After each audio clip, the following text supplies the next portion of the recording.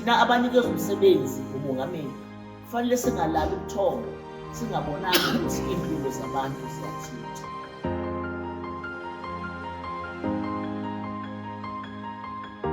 We brought Home Affairs, SAPS and quite a lot of departments to help the people here so that people are able to apply for social grant. So in a day, on a normal day, how many do you cut? It depends. Some days 50, depending on how many people are.